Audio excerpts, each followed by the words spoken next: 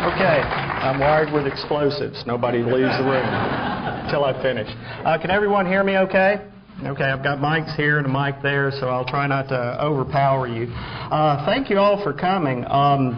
This is very flattering. There's like 25 years of colleagues and friends and associates sitting out in this room, and hopefully I get to say hello to each and every one of you personally. I do appreciate you coming, and I appreciate all the years of support that you've given to me and to the archives. My talk today, obviously, is The Road to War. Can't miss that, can you? How did I come to give a talk entitled The Road to War, and how did I choose this particular subject?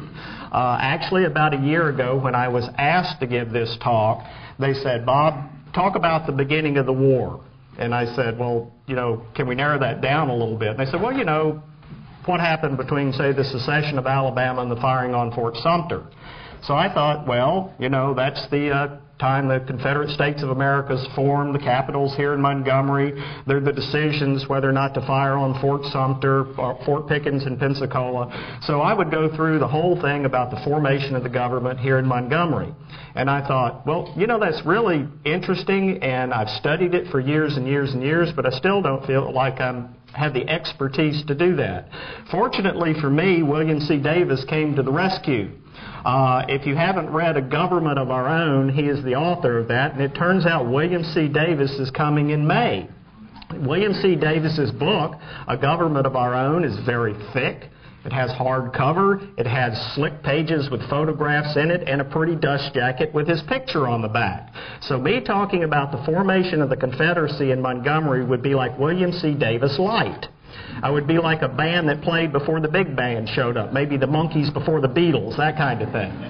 So what I did is I went back to the drawing board and I thought, what can I add to that period that would be unique and would complement what Davis will be talking about. And I had one of those serendipitous things happen to me. I was talking to one of my friends that I worked with the National Park Service years ago, and it dawned on me that I had worked at all 4 points of the compass that this period's involved with. You see, Fort Pickens in Pensacola, Florida is one of the flash points where the war could have started. Fort Sumter in Charleston, South Carolina was another flash point.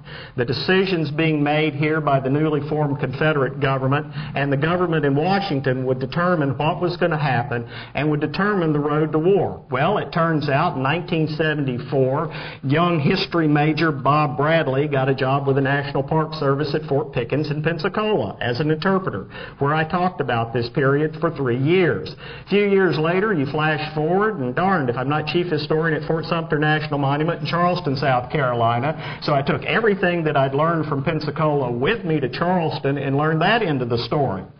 25 years ago, I left the National Park Service and came to work here in Montgomery. First thing I was assigned to do was to move everything out of the Capitol and start learning everything I could about the government in Montgomery and the history of the state of Alabama. And way back at the ranch years ago, I'd worked with Ed Bars, chief historian in the National Park Service in Washington, D.C. Bars was the fort expert, and we would often talk about the Fort Sumter, Fort Pickens crisis. So I guess I had the unique position to be the only living person who has worked at every one of those 4 points of the compass. Preparing this program was like going through your high school annual. I would look for pictures and I'd go, "Oh, there's Abner Doubleday. He was so funny. Golly, Adam J. Slimmer, I like your glasses." So anyway, I brought all my old friends together for the program today. I would like to thank a couple of people that have helped me out. Jasmine Boyd, I don't see Jasmine in the auditorium, she may be in the other room, has helped me put together my PowerPoint. She selected that pretty color background and helped me get all of these images in order. And Alan Leglighter, who is up there taking charge of all of this, sized all of these images, created this wonderful cover page for me. He is a good friend and a colleague. He really knows his stuff and a great pleasure to work with. And I can't thank him enough for helping me deal with 21st century technology. All good stories start with a flashback, and this one flashes back to the War of 1812. Those are the British and our friends the Canadians, that we've of course never had a war with, burning our capital in Washington, D.C. They left us with this. That was a reminder that our coastal defenses were a shambles. They did not work. We could only be invaded by the world powers from sea. There were no amphibious landings at that point in time. They had to get into our harbors. Our harbor defenses had failed. They had nonchalantly sailed up the Potomac and burned our capital down. How we won that war is beyond me. I think the only reason we won it is the British were busy with a little fellow named Napoleon, and Andy Jackson was too energetic for them. After the war, we hired one of Napoleon's best engineers, Simon Bernard. Simon Bernard comes over and designs a system of fortifications so that we will have forts protecting every major bay and inlet in the United States. The world powers are France, England, and Spain, and that's who we're thinking about. Particularly at that point, we're thinking about Spain. We tended to take away a lot of property from them down on the Gulf of Mexico, thanks to the intervention of Andrew Jackson. One of the first forts designed by Simon Bernard was our very, very own Fort Morgan down in Mobile Bay. These forts were masonry, vertical walled fortifications. They were intended to mount as many as 3 tiers of guns of the heaviest caliber. Fort Pickens in Pensacola and Fort Sumter in Charleston, South Carolina are part of the same program. Pickens and Morgan were early. Sumter was sort of an afterthought. It came toward the end. These forts, as I said, were to mount guns of the heaviest caliber and to be garrisoned by small garrisons. The idea is that you keep 1 or 2 companies of artillery at these forts. Then when we're threatened by foreign powers, the militia at the various states would come to our aid, help reinforce the forts, and we would defend ourselves from the enemy that was coming from without. Unfortunately, the enemy was coming from within. Democratic Convention, Charleston, South Carolina, April 23, May 3rd, 1860. Our very own William Lowndes Yancey leads the walkout, successfully splitting the Democratic Party and almost single-handedly guaranteeing the election of Abraham Lincoln on November 6, 1860. The Charlestonians in Charleston, South Carolina were a prickly lot. They started preaching secession long before Lincoln was elected. On November 15, 1861, in hopes that the fortifications there in Charleston would not be attacked, they sent Major Robert Anderson, a Kentuckian, a pro-slave man. He was 55 years old. He had taught artillery at West Point, and he's placed in charge of the defenses of Charleston. His first assignment takes him over to Fort Moultrie on Sullivan's Island, your far left. Moultrie was in a shambles. It had not been taken care of. In fact, there was so much sand piled against the walls that they had to run the local cows out in the morning because they were eating the grass off the parapet. That's not a good thing. December 20th, 1860, South Carolina secedes from the Union. They're the first state to do so. On December 26, 1860, Anderson evacuates Moultrie. He's a good artilleryman. He knows his forts. He knows that that fort out in the middle of the harbor is defensible. He knows he cannot defend this one. During the darkness of night, he takes his men over to the fort with muffled oars. There were patrol boats already patrolling. He managed to get past those and enter the fort. He left behind a small contingent of men who spiked the guns. That means they drive a spike in the vent hole of the cannon, piled up debris, and set them on fire. He even took the flagstaff out of Fort Moultrie to Fort Sumter with him, and the first thing they did was to erect that staff. And the next morning, the Charlestonians saw this, and they weren't particularly happy about it. Inside the fort, Major Anderson and his garrison would immediately become heroes in the northern press. The gentleman sitting to Anderson is the second from the left. The gentleman sitting next to him is this guy, Abner Doubleday. Anybody ever hear of Abner Doubleday? What did he do? That's right. He's the man who really didn't invent baseball. We all know him for inventing baseball. He didn't do it. He had something to do with a little publishing company a few years later, and he was a rather colorful character. I may tell you a few more stories about him later on. This is what the Charlestonians found at Fort Moultrie on December 27, 1860. They found the gun carriages that Anderson had destroyed. The guns were spiked. And one of the funny things that Abner Doubleday had done in the few weeks before the secession of South Carolina and the South Carolinians were hanging around the fort, he set out fake booby traps. He would take explosive shell without a fuse in them, bury them in the sand with a board underneath them, and then when they would step on the board, the explosive shell would pop out of the ground. They would go running off, and he would roll with laughter inside the fort. Well, one of the things artillerymen did when they were on alert is the powder charges on the guns had a string attached to them which hung out of the muzzle of the gun. Each day you would pull the powder charge out of the gun, set it on the parapet, and sun the powder. You could dry it out, and it would be just as volatile as when you put it back in the gun. Well, they had left those inside the guns. The Charlestonians thought they were Abner Doubleday booby traps and left them in there for several days before they had the courage to pull the things out. Charlestonians immediately seized the other fortifications. This is the militia taking Castle Pinckney. And then Governor Francis Pickens wants Sumter back.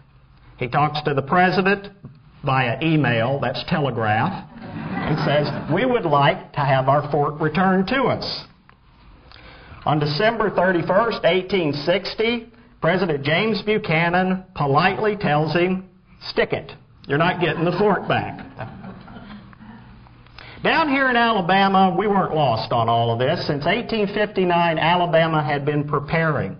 We had probably one of the largest standing armies in the South. They were called the Alabama Volunteer Corps, and Governor A.B. Moore was pretty much behind all of this. He was purchasing arms and equipment from some of the best sources in the United States. We even had rifled artillery in our arsenal. This is the Montgomery True Blues, one of the units that helped form up the Alabama Volunteer Corps. And men like these, the Mobile Cadets, those boys were shooters. They did that with .58 caliber weapons. The Auburn Guards, their uniforms are not orange.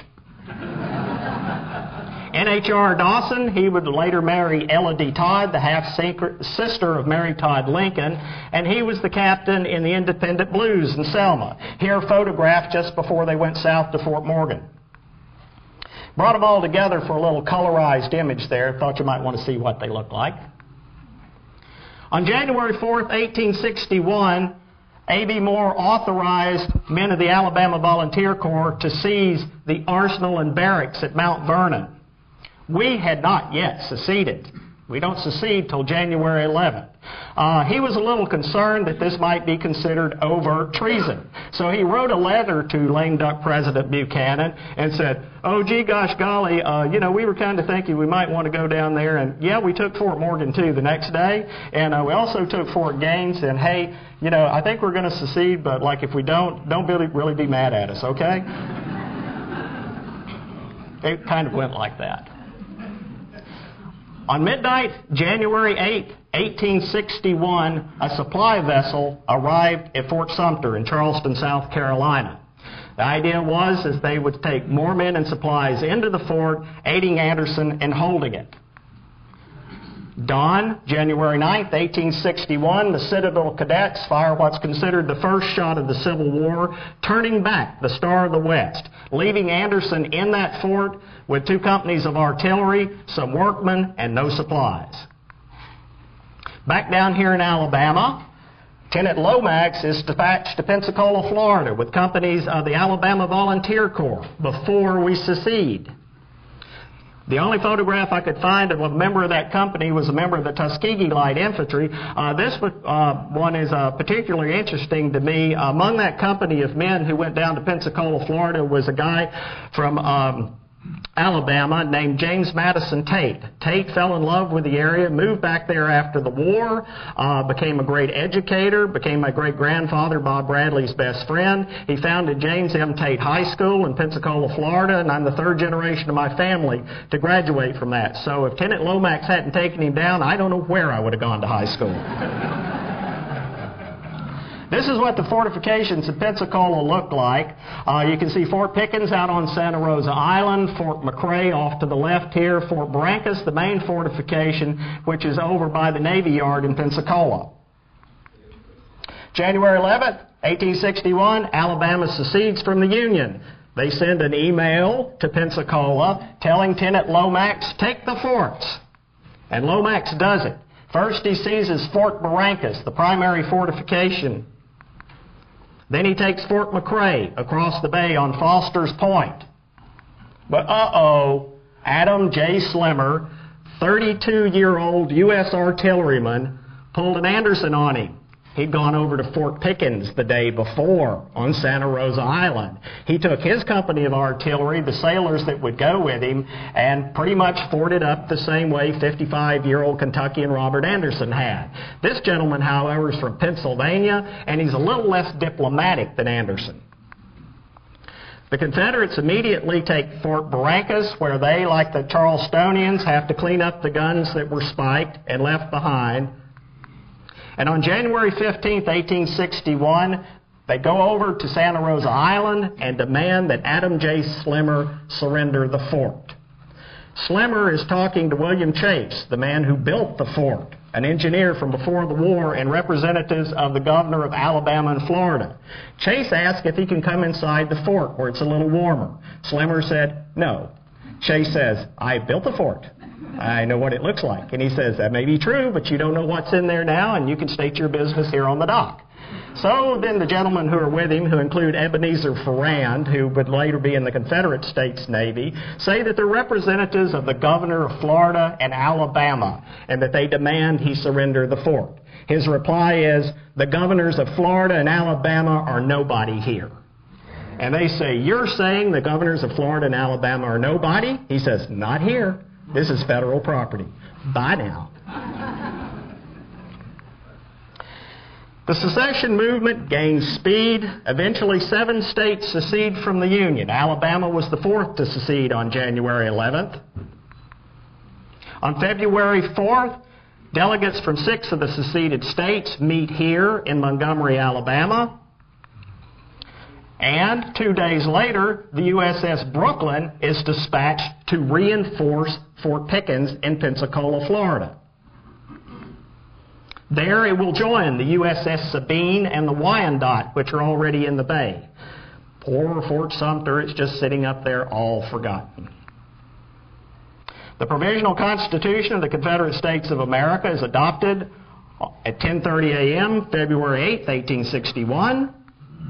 Jefferson Davis is elected president February 9th. This is like one of those movies, you know, where you keep jumping back and forth and all these stories are going to come together. Down at Fort Morgan, the first casualty of the war is poor Leslie Noble Doubleday. On February 12, 1861, unloading in the darkness of night, one of the founders of Sigma Alpha Epsilon fraternity from the University of Alabama steps off the dock. They look for him all the next day and they can't find him. On the second day, they hear something bumping underneath the dock on the incoming tide. And there he is, poor Leslie Noble Doubleday. He was, as they put it, in a good state of preservation. It is, after all, the winter. Leslie Noble Doubleday was shipped off for burial, and for years we wondered what happened to him. Eventually, Mike Bailey, myself, and people who helped us discovered him buried between his parents over in Columbus, Georgia. February 17, 1861, at the Exchange Hotel, in the words of William Lowndes Yancey, the man and the hour meet. That's Yancey and Jefferson Davis on the balcony. On February 18th, Jefferson Davis is inaugurated President of the Confederate States of America, They come up what was then called Market Street, now Dexter Avenue. Leading the procession are our very own Pirote Guards. I say Pirote, they say Pirote. It was actually named by veterans of the Mexican War who had participated in the siege of Castillo de Pirote. So, you pick 3 ways to pronounce it, but anyway, the Pirote Guards led the procession up, or one of the ones that led the procession up the avenue. The band score of Dixie, this is the original, done by Herman F. Arnold, was played over and over and over again. This is the inauguration of Davis, and this is Davis and his cabinet. On March 4th, 1861, Abraham Lincoln is inaugurated President of the United States of America in what was then called Washington City. It was not Washington, D.C. at that time. This is Davis and his cabinet. Well, not to be undone here in Montgomery, we decide we're going to raise a flag the very day that Abraham Lincoln is inaugurated. So the first national flag is raised above the Capitol, 7 stars representing each of the seceded states. The first national flag is contributed to this gentleman, Nicola Marshall, who was teaching art in Marion, Alabama. That story has been around for a very, very long time, and there's a lot of true things about that story. However, there's this gentleman. That's William Poche Miles, head of the Committee on Flag and Seal. What actually happened is Miles was receiving design sketches from all over the Confederacy. He and his committee were supposed to choose a Confederate flag from those many designs. When he gave his report to Congress on March 4th, 1861, he talked of the over 120 designs he had received, and he said, "No design submitted is acceptable. The work that you see is that of the committee." The next day, on March 5th, 1861, the newspapers trumpeted, "No design submitted was acceptable. It is the work of the committee." The design is taken down Market Street by Calvin L. Sayre and Duncan Nathaniel Ingram. Sayre is a former Marine. Ingram is a former Commodore in the U.S. Navy. The flag is to be of naval proportions, so they're going to supervise it. They take the design to the dry goods store of George Coles on Market Street. He is an exclusive dealer in the Wheeler and Wilson sewing machines. And it is made there by a seamstress, 2 hours later brought back up and raised above the Capitol. Now, I could go into a long story about all the other parts of the Nicola Marshall story. He did do 4 designs. He did give them to Mrs. Napoleon Lockett. What became of the 4 designs is subject to a research at this point in time. And that's a story we'll get into another time. Okay. They've got a pretty flag. They've got a pretty song. They've got a new nation. But they've still got a bunch of guys forted up out on Santa Rosa Island in Pensacola. This is what the press wants you to think Fort Pickens looked like. That's the interior of Fort Pickens. Fort Sumter in Charleston, South Carolina. Anderson and his boys are still there. Over 2 months out in that cold, cold fort, and they're not about to give up. In fact, they're forting up. They're even taking long-range cannons and turning them into mortars. The new Confederate government sends Pierre Gustavus Toutant Beauregard to command the forces in Charleston, South Carolina. Everything that's been being pulled together to this point, he organizes. He had a good teacher. He was taught artillery at West Point by Major Robert Anderson, who's out at Fort Sumter. By the way, Anderson also spoke French, and so they probably had some great conversations together. He took the Citadel Cadets and others. This is the Palmetto Guard. The fortifications that have been damaged by Anderson and his men are redone, rearmed. They come up with new things like a floating battery and even bring rifled artillery, which will be used against masonry fortifications for the very first time. In all, eventually 43 guns would be pointed at Fort Sumter from all directions. Sadly enough for Anderson, he had remembered to take the flagstaff, but they had left the fuses behind for their explosive shells.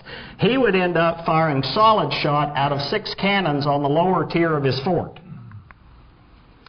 Braxton Bragg is placed in charge of the forces in Pensacola, Florida. If you don't know Bragg, he was the inventor of the unibrow.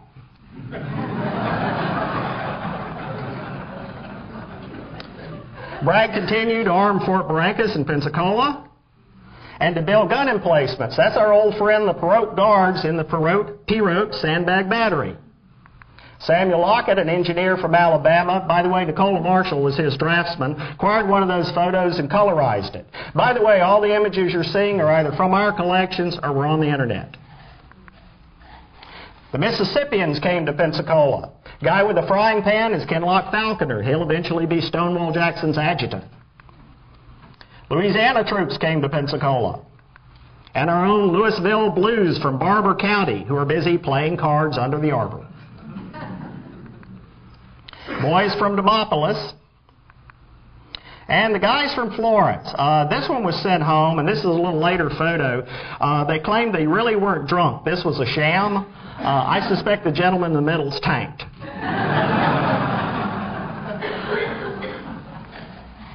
They took these motley gentlemen, formed them into regiments, drilled them, trained them, and there you see the 1st Alabama Infantry, the very first infantry regiment formed by the Confederate government and authorized by the Confederate government. They lined them all up to get their photo at Fort Barrancas.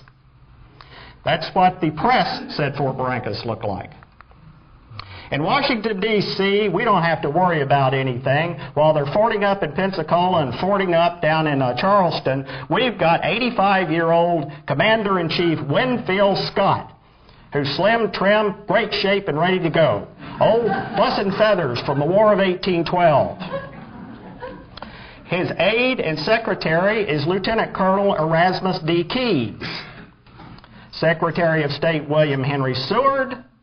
Captain Montgomery Meigs, who had built the House and Senate wings for the Capitol. He was building the dome for the Capitol, and he would invent the stereo photograph. He also built the Washington Aqueduct. The stereo photograph's that thing that Grandma used to have that you look through.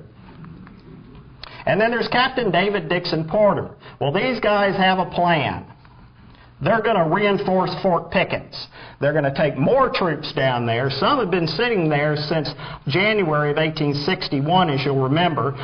When the vessel arrived with reinforcements that had been sent down earlier, they were not allowed to land. President Buchanan established a truce called the Buchanan Truce, which meant that as long as reinforcements did not go ashore, the Confederates would not fire upon them. They have decided it's time to break the truce. So off the USS Powhatan goes, with David Dixon Porter at the helm.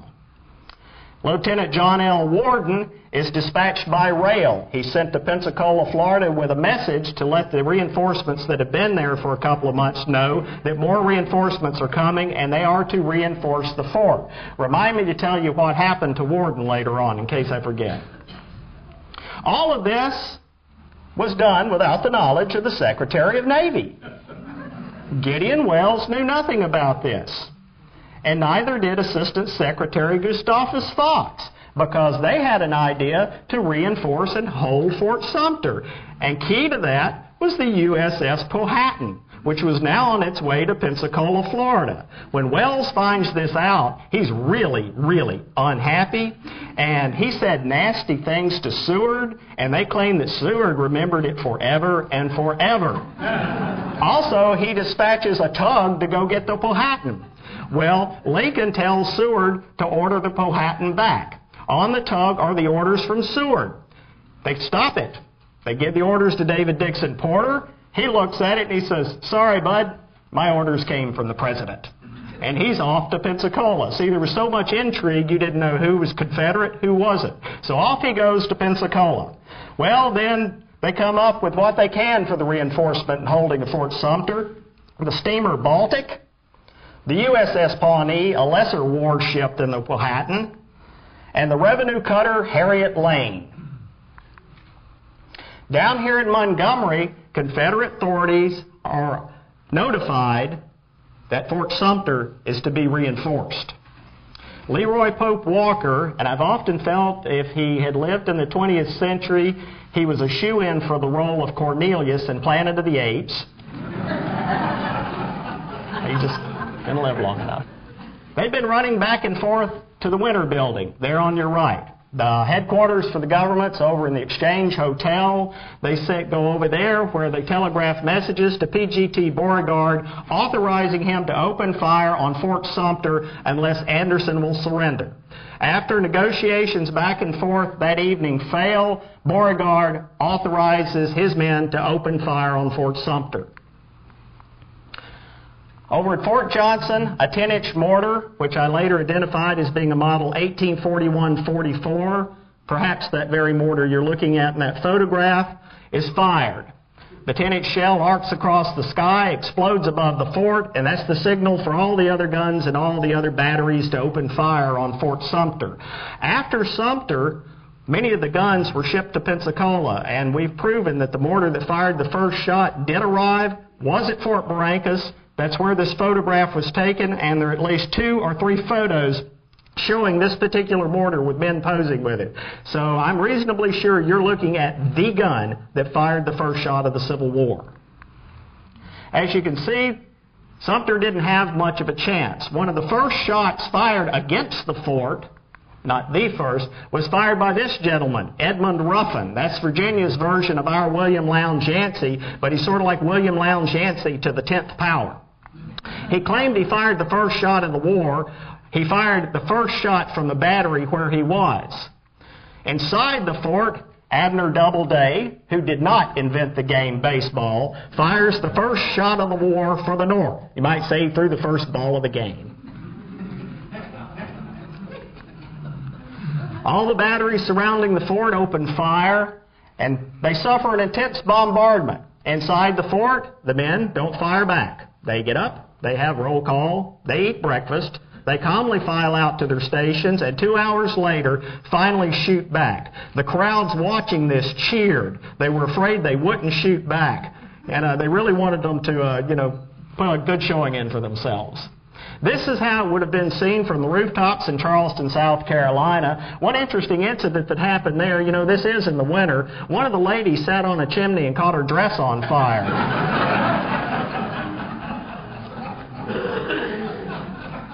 April 12, 1861, while the bombardment's going on, the message has been received, and the U.S. forces in Pensacola reinforced Fort Pickens. So they were perfectly timed together. The reinforcement of Sumter, the reinforcement of Pickens, and the opening of the war were to have happened at exactly the same time. Our old buddy, John L. Warden, who delivered that message, what happened? Bragg was still allowing people to go out to the fleet there and deliver messages. He was afraid he would be caught, so he memorized the message and he ate it. He delivers it verbally, he comes back, he gets on the train. Well, meanwhile, they open fire on Fort Sumter. They telegraph, email, to Montgomery that the war has started. From Pensacola, they say, hey, there was a Navy lieutenant down here that we think delivered a message, so he only makes it as far as Montgomery, Alabama. They take Lieutenant Warden off the train, and he becomes the first prisoner of war. He will be held for 7 months before he is paroled. We'll hear from him later. He commanded the Monitor when it fought the Merrimack. Next day, they're still bombarding Fort Sumter. Hot shot from the hot shot furnace, the little thing that looks like a church in the foreground, is being used to set fire to the barracks inside of Fort Sumter. The fire in the barracks will eventually cause them to surrender. Before they surrender, though, the relief fleet arrives, and all they can do is stand on the Baltic and watch the bombardment. When Anderson surrenders the fort, Beauregard gives him the honor of saluting his flag with 100 guns. This is the flag that flew above Fort Sumter. I can attest to that because that's the first flag I ever had conserved with the National Park Service. It's an old friend of mine. Anderson was to fire a 100-gun salute. Beauregard, since he had learned artillery from Anderson and that was his old instructor, stayed away from the fort. During the salute to the flag, the 47th gun prematurely went off. It burst a pile of cartridges next to it and killed artilleryman Daniel Howe. He would become the first casualty for the North in the war. So we have Leslie Noble Devotee as the first Southern casualty and a premature discharge of the gun. By the way, that's the only direct casualty during that 34-hour bombardment. No one was killed outright except for Daniel Howe. On April 14th or 15th, I put the 15th on this, the Confederates occupy Fort Sumter. Montgomery Meigs would have been happy to know that a stereo photograph produced from that image was one of the most popular sellers after the war. April 17th, 1861, the relief fleet finally comes together off of Pensacola, and they reinforce the fort on Santa Rosa Island, Fort Pickens. Now, what happened? The loss of Fort Sumter was symbolic. The North did not need Fort Sumter. They had New York Harbor, they had Boston Harbor. However, they did need Pensacola Harbor, or they needed to keep the Confederates from using it. Eventually, by holding Fort Pickens, the Confederates would evacuate Pensacola within a year. Pensacola would become the headquarters for the East-West Gulf Blockading Squadron, securing the Gulf of Mexico for the North, allowing them to take New Orleans, allowing them to control the Mississippi River, allowing them to cut the Confederacy in half. So strategically, even though it was more or less kept by blunder, Fort Pickens was strategically more important. But the bombardment of Fort Sumter was symbolic. It was the flashpoint. Lincoln issues a call for 75,000 volunteers to put down the rebellion. When he does, Virginia, North Carolina, Tennessee, and Arkansas secede from the Union. They refuse to comply to pull volunteers to defend the Union. They have volunteers to defend Virginia. In a short time, by May of '61, the capital will be moved to Richmond, Virginia. What are the other slave states? Maryland, their legislature agrees that they're really not sure they can secede, but they reserve the right for the state to secede. So there's no decision. Lincoln makes it for it. Martial law, and he sends in occupation forces. Missouri and Kentucky end up with dual governments. Delaware, a slave state, votes to remain in the Union. Economically, that's the smart thing to do, and they don't have that many slaves anyway. So of the 15 slave states, you end up with 2 that are in the Union, 11 that are out, and 2 that are on the border. And this is what it will look like when the war starts. Now, when I started this talk, we talked about the war. We talked about the war because there was no name for it.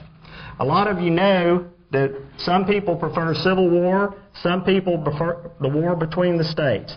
But now that a war has started that will claim the lives of 620,000 Americans, I want to share with you, in my final moments here, a list that I've compiled. Some of you have heard this before, of alternate names for this war. How many of you prefer civil war? How many of you prefer war between the states? How many of you don't care or are undecided? Okay, this is for you. These are the various names for the war that I've compiled.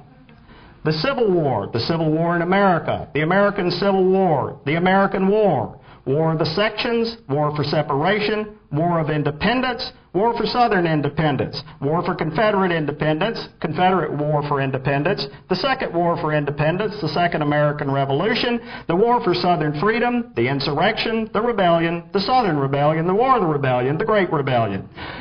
War for Secession, the War of Secession, War of the Confederates, the Confederate War, the War between the states, the late War between the states, the War against the states, the Civil War between the states, the Brothers' War, the war between the Union and the Confederacy, the War of the Abolition Party against the principles of the Constitution of the United States,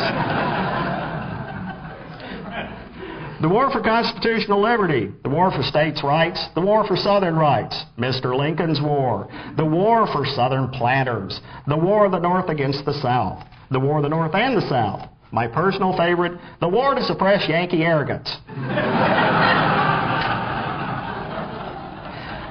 The War for Nationality, the War for Southern Nationality, the War against Slavery, the War of the 60s, the War against Northern Aggression, the War of Northern Aggression, the Yankee Invasion, the War for Separation, the War for Abolition, the Abolitionist War, the War for the Union, the War of the Southrons, the Late Unpleasantness, the Old Confederate War, and the Lost Cause. Now, normally when you end the talk, you ask if there are any questions. What I want to know, are there any answers? Thank you.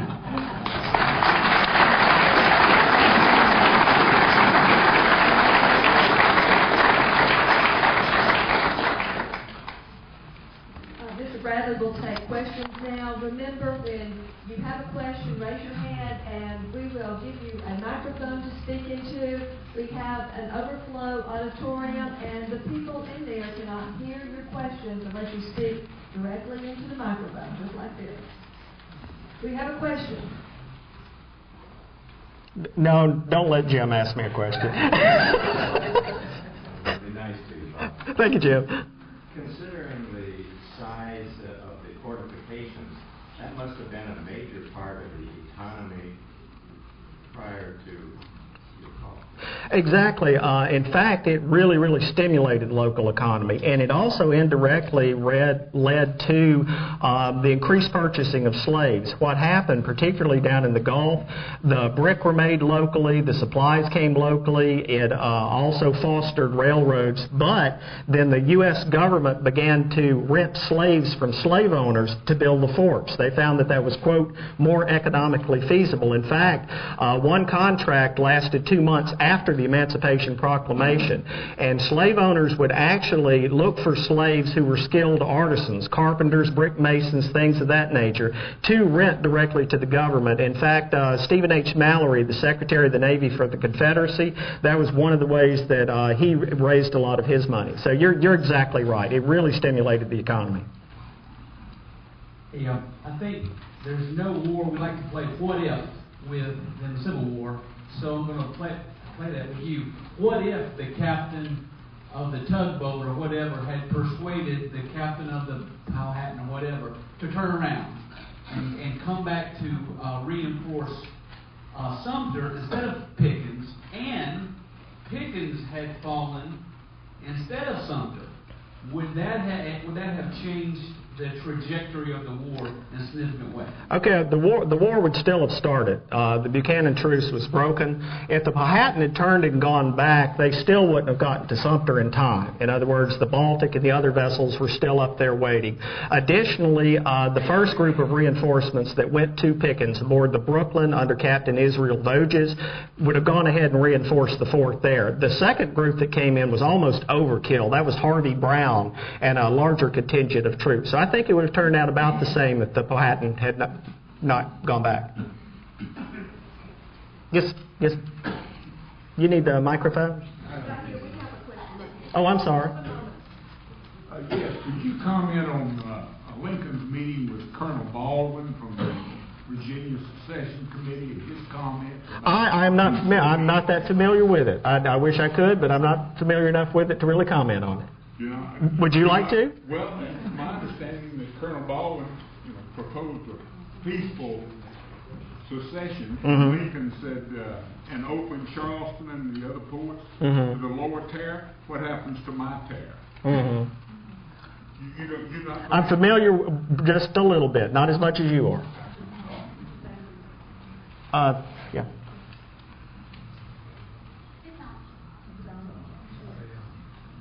What legal things did the Confederates do before firing on Fort Sumter? I'm sorry, what was your question again? What legal things, if any, did the Confederates do before firing on Fort Sumter?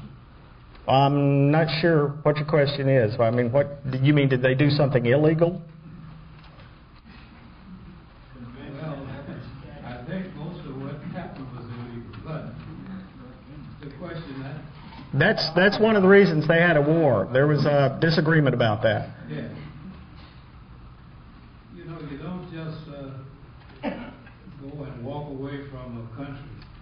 That's what that war was about. So they didn't do anything. In their minds, no. In the minds of the United States government, yes. What were those things? The federal government felt that they couldn't secede. The southern states felt that they could.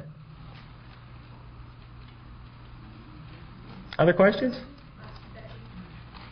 Yes, sir. Are you familiar with the incident that occurred at about the same time that Fort Sumter was fired upon, that there was supposed to be a simultaneous attack on Pickens, and it was supposed to be amphibious? Yeah, the reason why it didn't go off was because a reporter that was down in Pensacola had reported the news that there was going to be an attack. There's little bits that Bragg had planned an attack, but Bragg, being Bragg, was probably in his quarters debating with himself over whether or not to do it. And I am a little familiar with that, and there's a few things here and there that do point to that. But you know, there was an attack later on against the fort in October. That reporter became the first non-military personnel in the South that was arrested by Bragg or by any Confederate military. Okay. That particular report. Okay, well, maybe you can tell me a little more about it later. I'll give you my card. You can email. You can send me a telegram.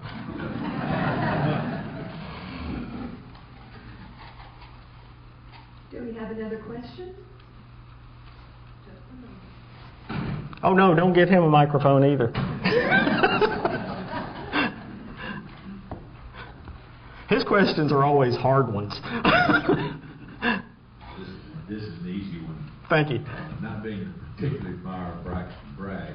I agree with you there. Actually, wasn't Pickens more accessible than Sumter?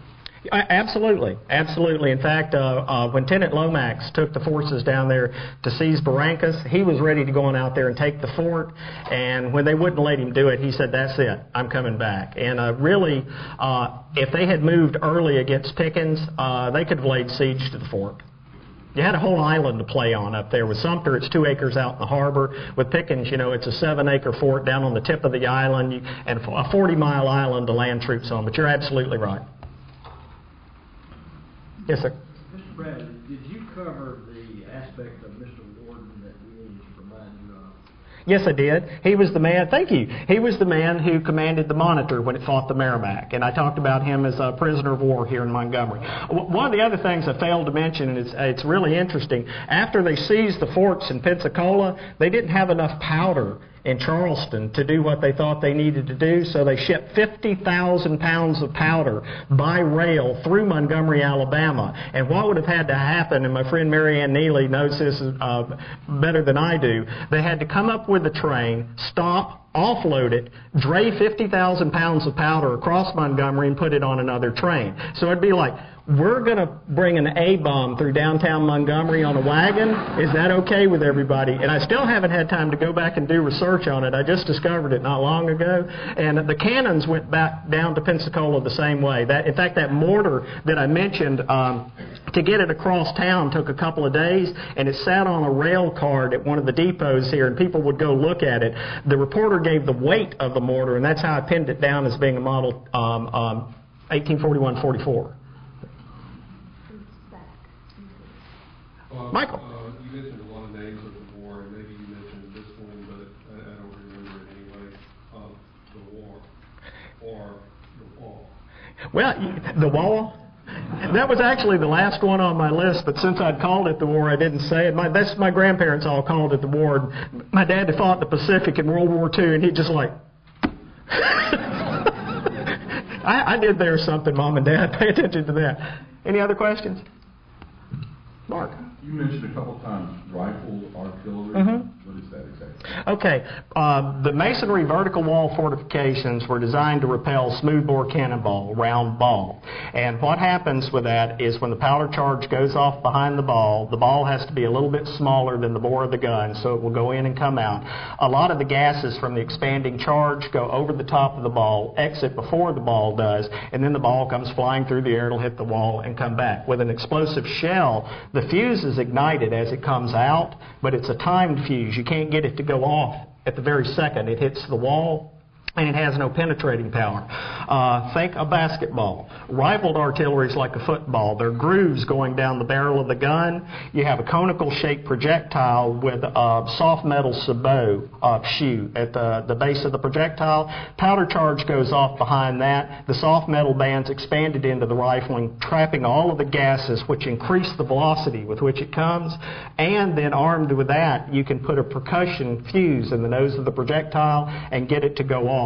Those of you that are familiar with the war will have seen the late war photos of Sumter after it was bombarded for 20 months. But the rifled artillery is what made masonry vertical wall fortifications obsolete.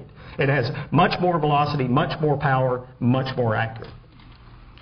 Great question, Mark. Thanks. Bob will be here for a few minutes, and if you would like to ask him some questions, you're welcome to do that.